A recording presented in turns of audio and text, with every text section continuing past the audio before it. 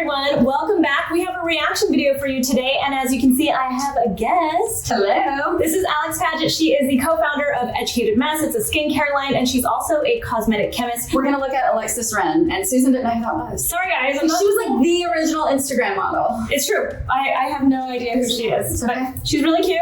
We're gonna look at Alexis Ren's guide to face lifting romantic makeup. This is on Vogue's Beauty Secrets. I'll leave a link below in the description box so you can watch the whole video, because she's gonna go into makeup, and you guys know, unless we've got Makeup by Nikki LaRose with us, we're not gonna go into makeup. Sometimes I go into like the prep, I get to use a primer or something like that. Sometimes I'll look at the foundation too, because I think it's skincare adjacent. So we'll probably stop somewhere where the makeup starts.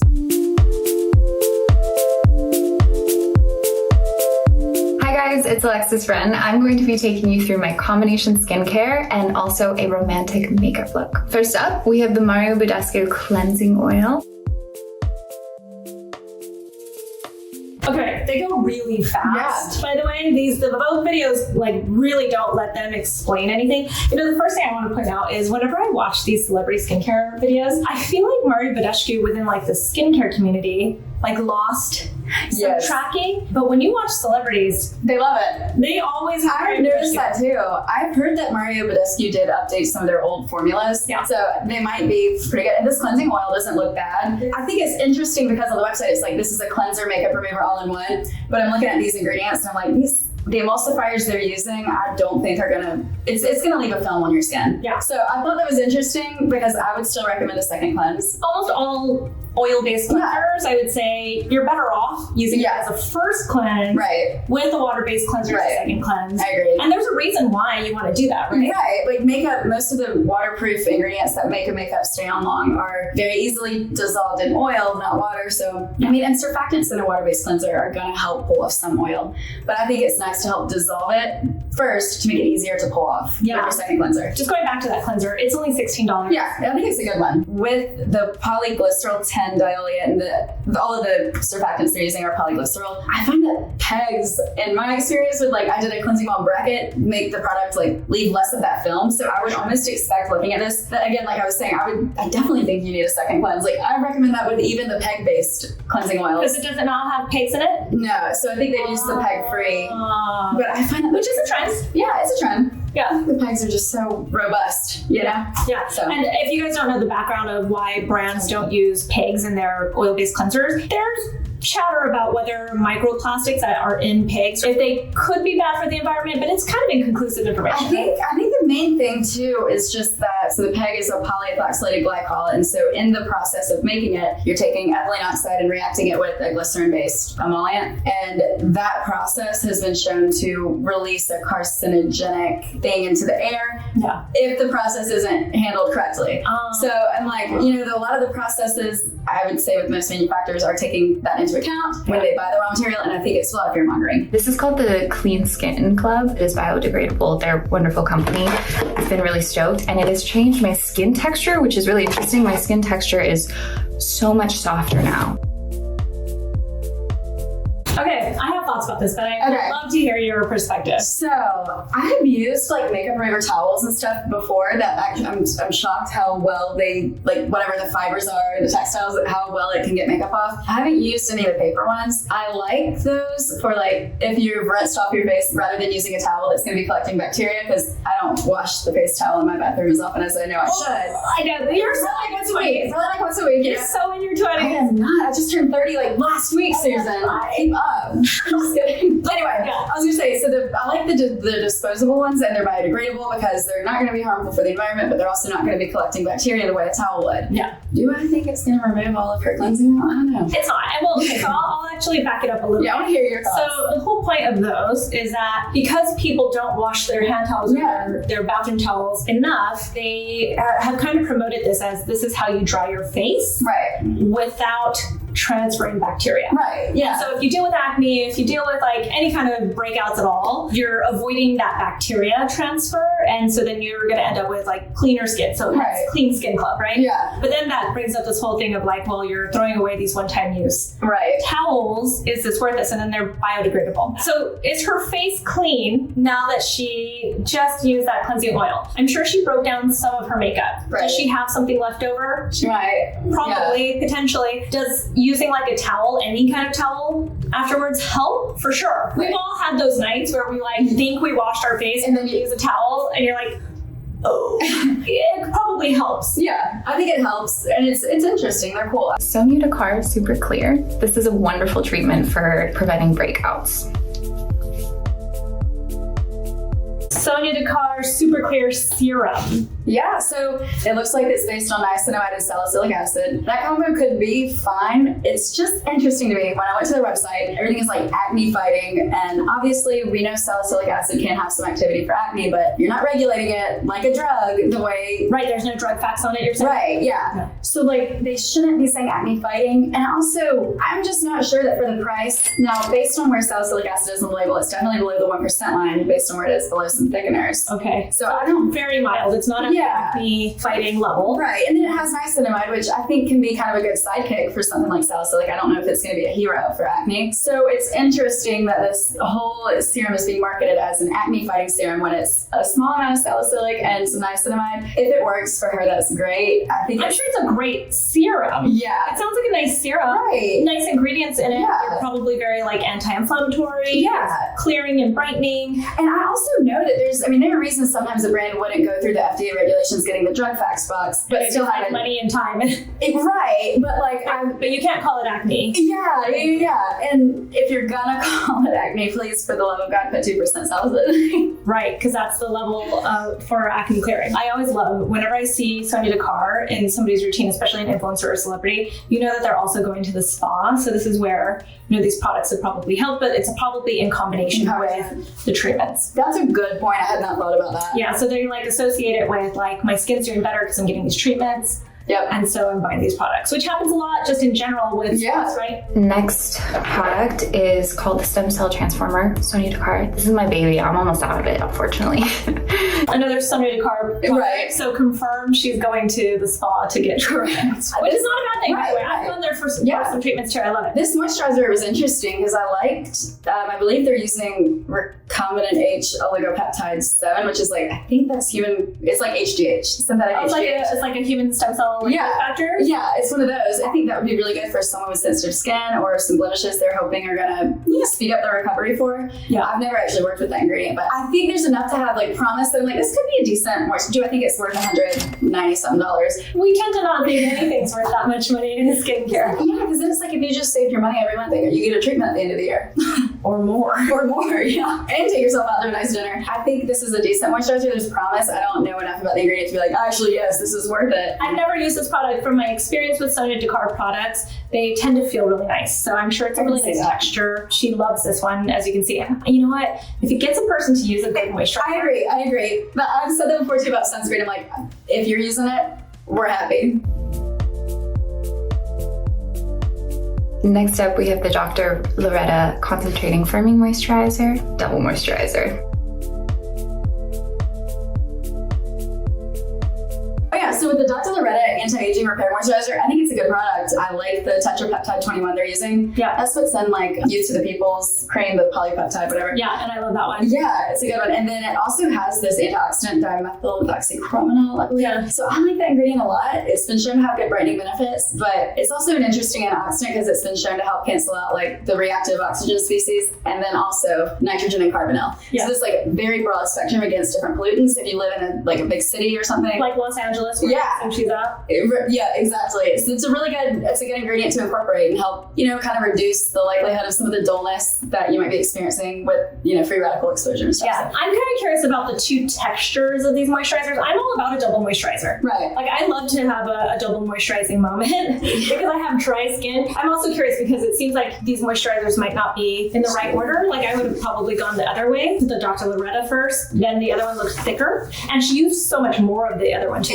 Yeah. So pulling up the ingredient list right now. Yeah. Yeah. Definitely the Dr. Loretta looks like it would be lighter weight just based on the position of different emollients and stuff on the label. It just even looked like it. I would have put the Sonia Dakar second. I would too. Yeah. Also just considering the ingredients in it. Yeah. Like the peptide first. I don't know. Like I'm big on like I don't think it really matters too much what It's all order. gonna get there. It's all gonna get there. So as long as your process isn't causing products to pill, that's why I typically say just go thinnest and wateriest to oiliest. But it's all I agree. For me personally, I like to go thinnest to thickest. So it was definitely interesting to me. Yeah. And there is some stuff to that. Like the thicker, creamier, richer textures do tend to have more of that oil emollient. That does tend to like mimic our lipid barrier. So it could make it difficult for water-based actives to get through. Which is not as strong. And we know this. Like we know that like we buffer like tretinoin, right? Like with an occlusive so that your skin can get used to it. So you are making it at least less effective. Right. It's like, is it gonna be super dramatic? Or there's some creators that I've seen that like make it like you have to do it this way. I'm like, well, that's just gonna give people anxiety. Exactly. I say this all the time with our serums because we've got like different textured serums. Yeah. And people are always like, well, which one goes first? The vitamin C or the peptide one? And I'm like, serums are serums. Serums are serums. Serums are serums. Don't worry. Yeah. They're lightweight. And also on the same note, like if the occlusives in your moisturizer were gonna really block anyway, then a moisturizer wouldn't work. Like a moisturizer with actives wouldn't work as well. You know what I mean? So it's like it's interesting. The Omega Booster by Sonia Dakar. Put it on sunburns. I put it on scrapes. Like you can put it anywhere. I have a few babies, and this is one of them. Gua Sha. I am not crazy about face oils personally, but this one is literally just like flaxseed oil and a couple essential oils. You could save a lot of money and just buy flaxseed oil. Yeah. Or, I mean, if you like the experience of the essential oils, I get it. I mean, Stradia's Fortify oil is like a fraction of the price, and I think you're going to get just as good results. And it's not fragranced. I just don't think anybody needs to spend that amount of money on Wait, how much is flaxseed it? oil. I think it's like $80. I feel like they've had this product in their collection for a really long time. People must love the way it feels. I mean, flaxseed oil is a really great one. It's rich in like linoleic acid. Yeah. It's rich in all those omega fatty acids and everything. So it's great for all skin types too. Right. It's also going to go in. I'm not a huge fan of face oils being like it's like not one of the go-to types of products that I'm going to tell people they need in their routines. But it does look like she's going to Gua Sha her face, which to me, like when you're going to massage, I always say this, I'd like for you to have a pretty slippery face. Yeah, face oil is like going to get you right there. For sure. And this is more for like just water retention. I also get some pressure points, especially if I have a little bit of a headache. I keep going and massaging until it becomes a little red because I know that there's movement in the fluids. I bring it all the way down and I can feel it pop, which is kind of weird.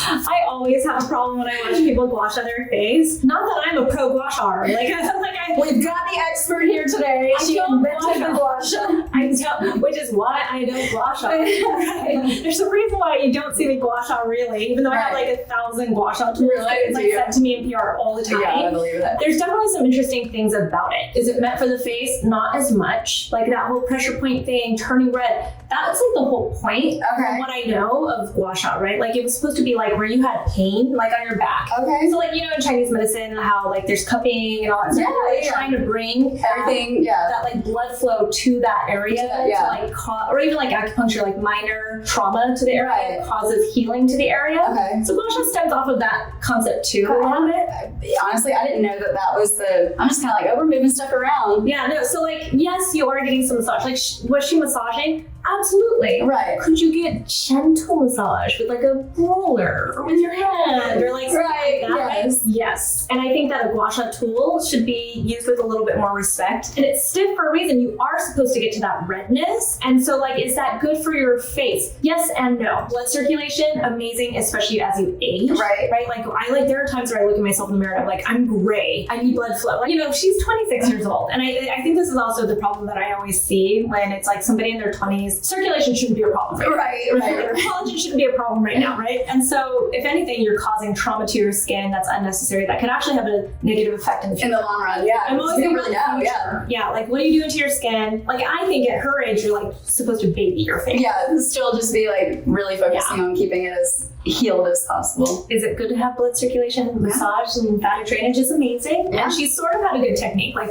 bringing it down and stuff. So like, for sure. Yes and no. My eye cream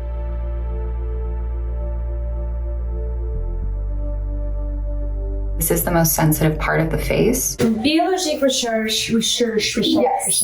And it looks, Cream contour. this product looks really good. I did find the price online and it was like $100-something. Yeah, of course. Of course it is, because this is Biologique Recherche. There are a couple ingredients in here that I really like. They're using a very hydrating complex. The met rhizobium gum is like a really unique, like natural polymer that in a product can help deliver hydration like slowly, and I really like that for an eye cream. They also have this like energizing complex that has been shown in testing. It has really good like wrinkle filling look. So it's like a plumping benefit. When I looked it up online, or she's using it for her eyes, but I saw that it's also used for like the vermilion line. And yes, stuff. Okay. yes, and I think that's one of the only ingredients I've seen that has activity for like vertical lines and stuff. So I think it's good. One of the best products she's using, you think? I think so. Yeah. Like of all if you're gonna go and buy an Alexis Ren skincare product, I think this might be the one I would do. The hardest one to get. Literally. But I also think that Niaud's fractionated eye contour concentrate has that same copper lysine ingredient. Oh. And it has a better peptide, in my opinion, like a targeted delivery system of a plumping peptide. I think Is it cheaper? Niaud's expensive. It's It's like- not expensive as expensive. Yeah, it's like $70. And also that one is more of like a serum, not a It's cream. watery. So then you would put it way before Yeah. these moisturizers. Right. I would do that. I think you're gonna get better results. But this is a good product. Last but not least, we have my favorite sunscreen. It's the Ilia C Beyond Triple Serum, SPF 40.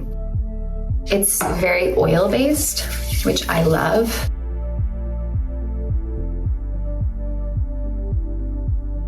And then of course, getting it on your neck and your chest. I really like that sunscreen. Yeah. I'm just gonna throw it out there. It's a mineral sunscreen. It's SPF 40. It has a slight tint to it. It has some vitamin C in it, if I recall. Like, It does, yeah. It's a really nice, like all-in-one, like encapsulating It's kind of one of those like serum and a sunscreen combo. Yeah, so it's nice. Did she use enough? Like she's bringing it all the way down here, which I think she should.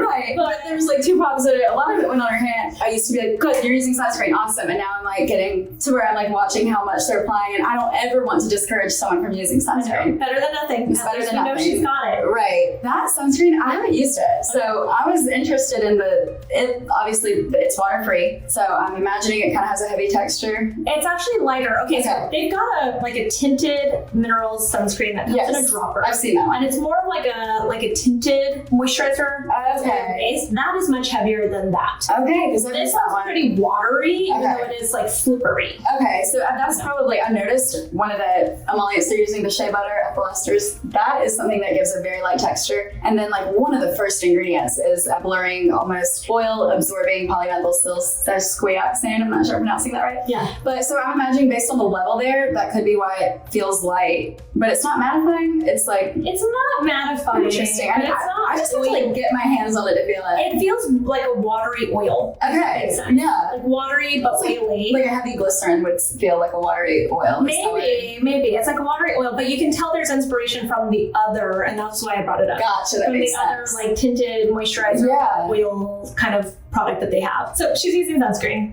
Step one. First thing Step she needs to be one. doing. In fact, it's if she washed her face, if she just splashed some water on her morning routine, Yep. and then threw this on, I'd be happy. You'd be happy, yep. Yes, we're already doing good. Yeah. We have Laneige. You guys can't smell it, but it smells amazing. I actually do my brows first. She's gonna go into her eyebrows. She used Laneige sleeping mask. Classic. I think that's a great one to prep your lips. Yeah. Because it's like not too sticky, it's not too thick. Like you're gonna eventually be able to like just put your lipstick on Yeah. a little bit and it's good to go. So I used to rip on Laneige and like those lip masks because I just find that when I use Vaseline, it's first of all way cheaper. Well, the problem is they call it a lip sleeping mask. Yeah. But you wake up in the middle of the night, you're like just try. Just dry, yeah. Like I get more results from just like straight Vaseline, but I have used the Laneige mask recently, and I have the one from Glue Recipe also. Yeah. And obviously those film formers in there do help it stay on better. They help with the texture. I don't feel like it's as nourishing as Vaseline. So it's not like The experience of it is better. yes, like it feels nice. So I think this is actually better. And I find a lot of makeup artists, including Nikki LaRose, use it in their kit for makeup Really? to prep lips. That makes because sense. it's going to wipe off easier too. So it's rich and nourishing, but it's not going to be so staying like a petroleum. where you like, if you try to wipe it off, you still have like a slip on your skin. Right. It's like less slippery, so it's grippier. Yeah. That's a good application. So it's really good. Like they call it a lip sleeping mask, but I personally don't like it as a sleeping mask. Right. I want something thicker. Yes, I'm the same way. I prefer Vaseline to sleep in, but when I've started using these like during the day, I like it. I think they got the point. And my point was, if she's dealing with any breakouts, I would re-examine that cleanse, because I almost envision this begins in that cleanse, right? I agree with you completely. If there's one thing I would say that she could do differently in her routine that I think would change her results, it would be to incorporate maybe a water-based cleanser after the oil cleanse. Yeah. I like the towels, though. I think it's a good idea. And that's fine. Yeah, I think she could leave those in. Totally leave those in as long as she uses a water-based cleanser, because it's really just getting everything off. Getting it off, Yeah, and not stripping her skin, because she seems to want nourishment. Yeah. She said even that sunscreen, she likes that it's oily feeling. She does. She might have drier skin than she realizes. You know what I mean? Like, it might be more dry, less combo. You could be combo dry, dry leaning, or you could be. I think that's how I explain me, is I'm like dry combo, but like not always dry, but dry leaning. Dehydration. I think this was a decent routine. I think a lot of the products are slightly overpriced, but if you've got the money to afford it, who cares? As long as you're doing a good routine. Exactly. But could you get better for less? Of course you can. The luxury brands spend so much money on their packaging and their marketing. Yeah. They're not spending it on their formula. Yeah. So that's always something to think about. If you see a brand that's like going hard with their marketing, their packaging is like super luxurious or heavy or... Talking about La Prairie. Listen, I love a bougie moment. You sent me to the La Prairie spa, and I'm gonna be like, I love it, right? And the packaging feels lovely. But is the formula worth it? You can get a whole new facelift if you save the money that you would spend on a serum every month. That's true. You have to be consistent with your skincare to see results with your skin. That means that you have to use it consistently for a while. And if you're going to spend even $100 on a product, you're going to be precious with it. So you're not going to use enough of it. That's true. You're not going to re-up when you need to. You're going to backtrack and get off of it, use something else. Like, you're going to keep jumping. And that's just not the way you're going to see results with your skin. It's true. It's very true. So if you really have the means, right, then fine, go for it. Go for it. Exactly. Yeah. But you got to be consistent. Be consistent. That's the main thing. Yeah. Alex. Yeah. This was fun. I love you. Where can people find you? You can follow me on TikTok, Alex Educated Mess. I also sometimes will post them on Instagram. I'm probably more active in the comments on TikTok. And one day I was like, you need to start posting on Instagram. Which is like, can you put your other one on private too? Which I needed to do anyway. But no, I know you're like, you need to start. I'm like, okay, that makes sense. There's an Instagram follow me out there for you. I'm going to leave all her information in the description box below, and we're probably going to shoot a couple more of these. Yeah, you'll get a few. Yeah. You're going to be sick of me. They asked for you. This is like an encore on the floor. So anyway, I hope you guys enjoyed this video. We'll talk to you soon. Bye.